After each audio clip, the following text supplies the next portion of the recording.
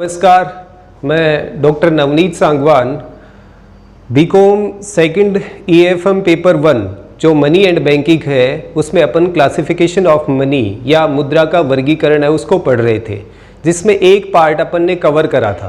Traditional के 3 चीज़ें अपन ने देख ली थी। एक तो on the basis of nature, second था on the basis of legal acceptability या लीगलिटी, और थर्ड चल रहा था अपना on the basis of material form, जिसमें भी अपन ने आपका कमोडिटी मनी है उसकी स्टडी कर ली थी, मेटेलिक मनी है उसकी स्टडी कर ली। आज अपन उसी को कंटिन्यू कर रहे हैं और उसमें आएगा पेपर मनी, पेपर मनी या पत्र मुद्रा, जो अपना वर्तमान में चल रहा है। किसी भी कंट्री में आप देखोगे जनरली आपको पेपर मनी सिस्टम है वो देखने को मिलता है। अब पेपर मनी सिस्टम जब भी आया उसकी 3-4 फेज रही है। जैसे फेज 1 था, उसमें किसी भी कंट्री का जो सबसे फेमस बैंक था वो अपने डिपॉजिटर्स को सर्टिफिकेट इशू करवाता, फिर उसकी ब्रांच से आप उसके इक्विवेलेंट अपने करेंसी नोट्स हैं वो ले सकते थे। फिर सेकंड फेज में क्या हुआ, कुछ लिमिटेड बैंक्स हैं उनको करेंसी नोट इशू करने के राइट्स हैं वो दिए गए, और वहाँ पे उनकी ब्रांचेज से उनके डिपॉजिटर्स हैं वो उतने जितना अमाउंट डिपॉजिट करवाया है उसके इक्विवेलेंट आपके पेपर करेंसी है वो ले लेते थे। फिर थर्ड फेज आया जिसमें सभी बैंक्स को करेंसी नोट्स हैं वो इशू करने की परमिशन है वो गवर्नमेंट्स ने दे दी थी। मैं हालांकि यहाँ पे इंडियन कॉन्टेक्स्ट में बात नहीं कर रहा हूँ, ये पेपर करेंसी है उसके इंसेप्शंस की बात हो रही है, तो ये डिफरेंट कंट्रीज में भी ऐसा हो सकता है। तो थर्ड फेज में सभी बैंक्स को परमिशन होती थी वो अपने डिपॉजिटर्स हैं उनको करेंसी नोट्स हैं वो इशू करने का काम करते थे। और जो फोर्थ फेज आता है जो अपना प्रेजेंट में भी चल रहा है, वर्तमान में चल रहा है, उसमें क्या हुआ, जनरली जितनी भी कंट्रीज हैं वहाँ का एक सेंट्रल बैंक है वो इस्टेब्लिश करा गया। जैसे इंडिया में RBI है वो 1935 में इस्टेब्लिश हुआ था। अब आज की डेट में या प्रेजेंट सिनेरियो में आपका जो सेंट्रल बैंक है उसके पास में करेंसी नोट्स इशू करने या प्रिंट करने का राइट होता है। जैसे प्रेजेंट सिचुएशन में अपन देखें, गवर्नमेंट ऑफ इंडिया ने RBI को ऑथराइज कर रखा है। RBI है वो इंडिया में ₹2, 5, 10, 20, फिर उसके बाद में 50, 100, 500 और 2000 रुपीज़ के करेंसी नोट्स हैं उनको इशू करता है। ₹1 का करेंसी नोट है वो गवर्नमेंट ऑफ इंडिया का फाइनेंस डिपार्टमेंट है वो उसे इशू करने का काम करता है। तो ये इसका कुछ हिस्टोरिकल बैकग्राउंड था कि आपके पेपर करेंसी है वो कैसे कैसे दुनिया में एग्जिस्टेंस में आई थी। अब उसके बाद में पेपर करेंसी है उसको भी फर्दर अपन 3 पार्ट में डिवाइड करते हैं, जिसमें नंबर 1 आता है रिप्रेजेंटेटिव पेपर मनी या प्रतिनिधि पत्र मुद्रा। ये वो सिचुएशन या ये वो मनी होती है जिसमें आपका सेंट्रल बैंक है वो 100% रिजर्व जितने नोट इशू करे जाते हैं उसके एवज में रखते हैं। इसे प्रोपोर्शनेट सिस्टम भी बोला जाता है, यानी आनुपातिक सिस्टम है ये। जितना आपके करेंसी नोट इशू करे जाते हैं उसी के इक्विवेलेंट आपका रिजर्व मेंटेन करा जाता है। मान लीजिए RBI को 5 लाख रुपए के करेंसी नोट्स हैं वो इशू करने हैं, तो उसके एवज में आप RBI को 5 लाख रुपए के बराबर गोल्ड या सिल्वर है वो रिजर्व मेंटेन करना पड़ता है। तो इस टाइप के पेपर करेंसी सिस्टम को रिप्रेजेंटेटिव पेपर मनी बोला जाता है। अब इसके कुछ बेनिफिट्स भी होते हैं और कुछ लॉसेस भी होते हैं। बेनिफिट ये है कि जहाँ पे 100% रिजर्व रखा जाता है वहाँ पे जनरल पब्लिक है वो 100% आप पे फेथ करती है, यानी जितने नोट इशू करे जाएंगे उतने ही नोट आपके या उतने के इक्विवेलेंट आपके प्रीशियस मेटल बहुमूल्य धातु रखे जाते हैं। तो जनरल पब्लिक का उस सिस्टम में बिलीव होता है। फिर उसके बाद में जनरल पब्लिक को कॉइन्स वगैरह या प्रीशियस मेटल्स हैं वो कैरी करने की रिक्वायरमेंट नहीं होती है। बट इसके कुछ लॉसेस भी होंगे, जिसमें नंबर 1 आता है कि किसी भी कंट्री में इकोनॉमिक क्राइसिस आ गया या वॉर कंडीशन हो गई या फ्लड आ गया, इस टाइप की सिचुएशन है जो आपकी इकोनॉमी को तहस नहस कर देती है, तो वहाँ पे आपके पास पूरा रिजर्व मेंटेन करने के लिए नहीं होता है। तो उस सिस्टम में आपका रिप्रेजेंटेटिव पेपर मनी सिस्टम है वो अप्लाई नहीं करा जा सकता है। और दूसरा, आपका सेंट्रल बैंक या आपकी गवर्नमेंट इतने सारे प्रीशियस मेटल उसके एवज में रखती है तो उनमें गिरावट आने की चांसेस भी रहते हैं। फिर सेकंड सिस्टम जो इसमें आता है वो है कन्वर्टेबल पेपर मनी, परिवर्तनशील पत्र मुद्रा। इसमें क्या होता है कि आपका सेंट्रल बैंक या गवर्नमेंट या जिस बैंक को गवर्नमेंट ने ऑथराइज कर रखा है वो बैंक आपके जितने भी करेंसी नोट्स इशू करे जाते हैं उनकी एवज में आपके किसी भी मेंबर को, मेंबर मीन्स यहाँ पे डिपॉजिटर्स से है, डिपॉजिटर्स को उन करेंसी नोट्स की एवज में आपके कोई भी स्टैंडर्डाइज्ड कॉइन या फिर उसकी एवज में आपके प्रीसियस मेटल्स देने की गारंटी देते हैं। गारंटी नहीं देते, एक्चुअल में जब भी कन्वर्ट कराना हो आपकी पेपर करेंसी को प्रीसियस मेटल्स में कन्वर्ट कराया जा सकता है। बट इसमें एक खास बात आती है कि जो भी करेंसी नोट इशू करने वाला इंस्टीट्यूशन है, फॉर एग्जांपल जैसे इंडिया में आरबीआई करता है, तो आरबीआई इसमें जितने करेंसी नोट इशू करने या जितनी वैल्यू के करेंसी नोट इशू करने हैं उतना रिजर्व मेंटेन करना इसमें रिक्वायर्ड नहीं होता है। फिर से एग्जांपल ले लेता हूँ, मान लीजिए 5 लाख रुपए के आपको करेंसी नोट्स हैं वो इशू करने हैं, तो उसकी एवज में यहाँ आरबीआई 2 लाख रुपए की इक्विवेलेंट गोल्ड का रिजर्व मेंटेन कर सकती है, यानी बाउंडेशन है वो इसमें नहीं होती है। अब इसमें भी 2 पार्ट पे आपके रिजर्व हैं वो मेंटेन करे जाते हैं। एक पार्ट होता है जिसे रक्षित बोला जाता है या कवर्ड इशू बोला जाता है। उसमें क्या होता है, जितने आपके करेंसी नोट्स इशू करे जाते हैं उसकी एवज में सिर्फ आपके प्रीशियस मेटल्स लाइक आपका गोल्ड हो गया, सिल्वर हो गया या फिर स्टैंडर्डाइज्ड कॉइन्स है वो रखे जाते हैं। और दूसरा जो आरक्षित भाग होता है उसमें कुछ फॉरेन सिक्योरिटीज और इस टाइप की चीजें हैं वो रखी जाती है।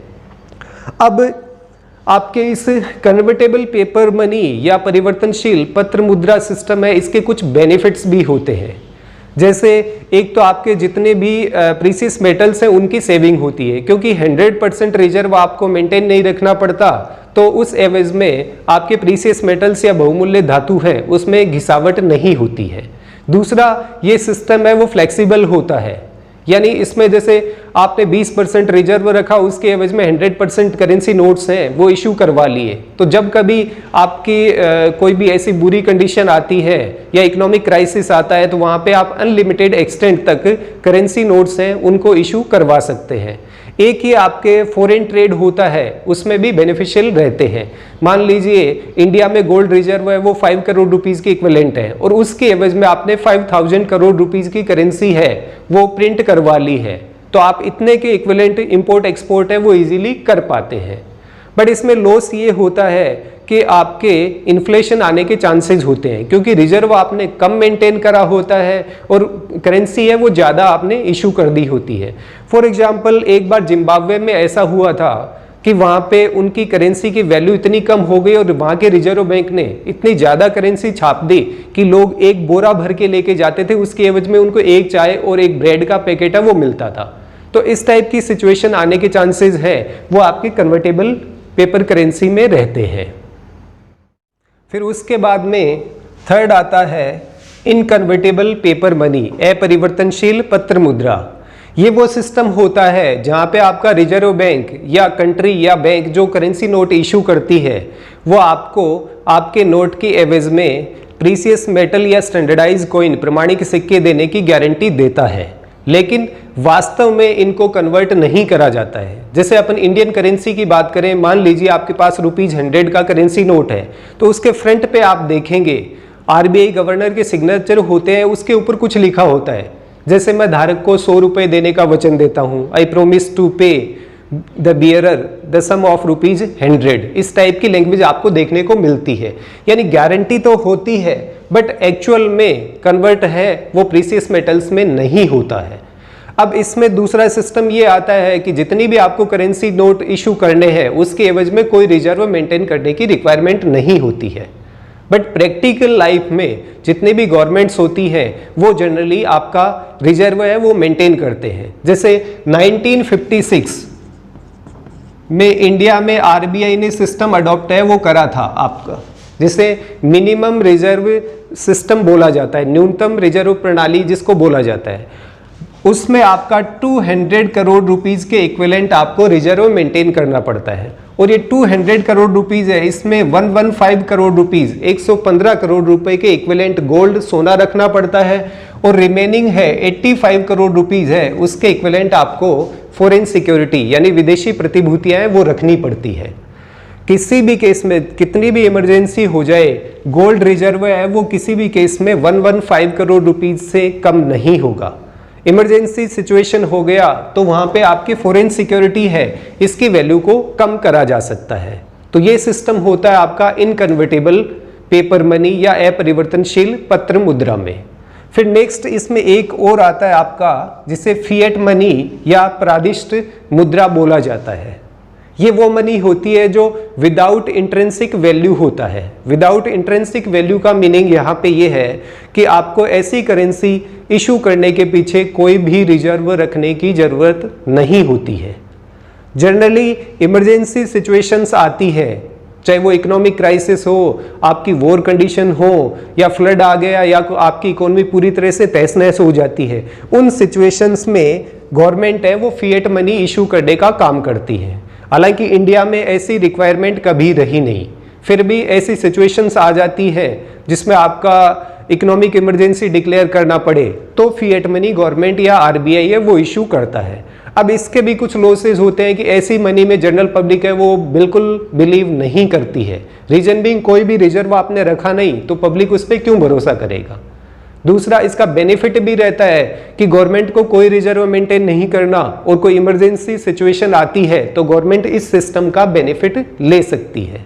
तो ये तो यहाँ तक का जितना भी पूरा पार्ट था वो आपका ट्रेडिशनल क्लासिफिकेशन ऑफ मनी था, परंपरागत वर्गीकरण में आता है। फिर अपन स्टार्ट कर रहे हैं मॉडर्न क्लासिफिकेशन ऑफ मनी, मुद्रा का आधुनिक वर्गीकरण। इसे 3 पार्ट में डिवाइड करा गया है, जिसमें नंबर 1 आता है जनरल मनी, सामान्य मुद्रा। ये वो होती है जो आपका स्टेट है डिक्लेयर करता है, जनरल पब्लिक है उसके हाथों में होती है। जैसे आपके करेंसी नोट्स हैं वो आपके जनरल मनी या सामान्य मुद्रा में आते हैं। सेकंड आता है बैंक मनी या बैंक मुद्रा। बैंक मनी में बैंक के जो क्रेडिट इंस्ट्रूमेंट्स होते हैं उनको इंक्लूड करा जाता है, जिसमें खास तौर से 3 इंस्ट्रूमेंट आते हैं। एक तो आपका चेक, एक डिमांड ड्राफ्ट या बैंक ड्राफ्ट, और एक लेटर ऑफ क्रेडिट। यानी बैंक है वो अपने बिहाफ पे इस टाइप के इंस्ट्रूमेंट्स को इशू करता है तो उनको बैंक मनी बोल दिया जाता है। और जो लास्ट आता है उसे अपन हाई पावर मनी या उच्च शक्ति मुद्रा बोलते हैं।